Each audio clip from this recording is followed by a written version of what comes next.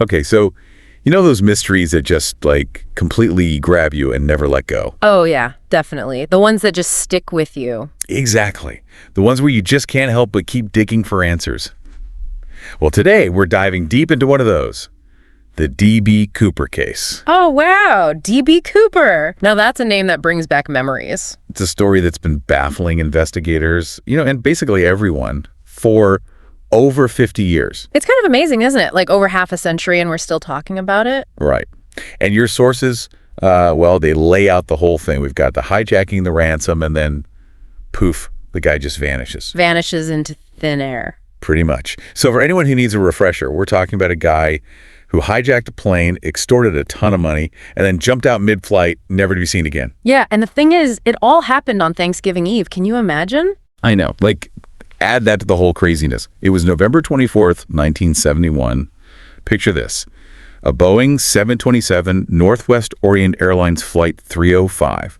It's flying from Portland to Seattle, and everything seems totally normal, just a regular flight. Right. Everyone's probably thinking about their Thanksgiving dinner. Exactly. And then this guy, who calls himself Dan Cooper, passes a note to one of the flight attendants. And this note, it was pretty straightforward. It said he had a bomb, right? Yeah, it was no joke. And he had some very specific demands, too.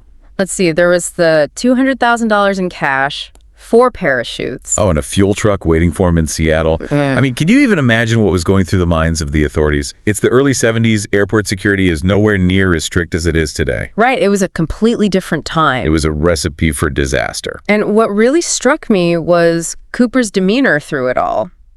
He was calm, almost eerily calm. That's what everyone says. Even the flight attendants described him as being polite, which is, like, super creepy when you think about it. Polite while hijacking a plane. Yeah, that's not your typical criminal behavior. Not at all. So, anyway, the plane lands in Seattle. Everyone is scrambling to meet his demands.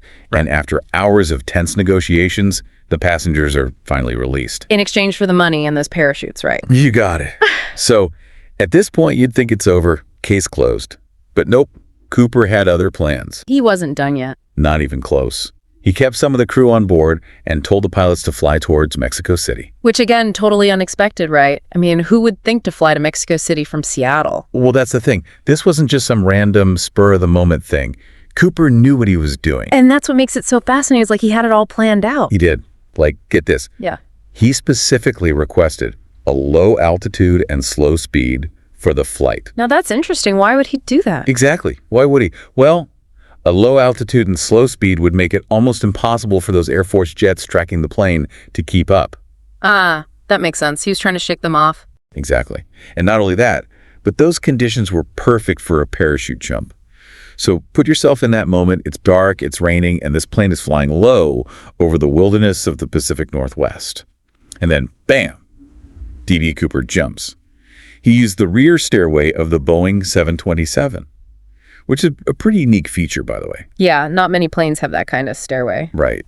And it's believed that Cooper specifically chose that flight because he knew about that stairway. It was part of his plan all along. So he was thinking ahead, definitely. Yeah. But, talk about risky. Jumping into darkness in the rain over that kind of terrain. It's nuts, right? Yeah. And that's it. He vanishes. Poof. The FBI launched a massive manhunt, one of the biggest in U.S. history. They searched thousands of square miles of forests, rivers, everything. And they came up with nothing. Practically nothing. They chased down every lead, interviewed hundreds of people, but Cooper had vanished without a trace. Until 1980, that is. A young boy just playing along the Columbia River stumbles upon a decaying package, and guess what was inside? Don't tell me it was $5,800 of the ransom money.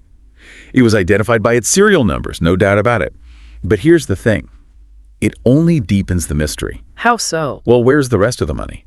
Did Cooper even survive the jump? Was this a deliberate clue or just a sign that something went wrong? So many questions. Right. And that's where the theories come in. Did he die in the wilderness? Did he get away and start a new life? People have come forward claiming to be Cooper. New pieces of potential evidence has surfaced over the years, but nothing conclusive. It's like a jigsaw puzzle with half the pieces missing. A puzzle that people can't seem to get enough of. And that's what's so intriguing about this case. It represents the ultimate mystery, the possibility of pulling off the perfect crime. The FBI officially closed its active investigation in 2016, but the D.B. Cooper case remains unsolved. And probably always will be. Yeah, probably, but I think that's what keeps us so captivated, The idea that someone could just outsmart everyone and disappear.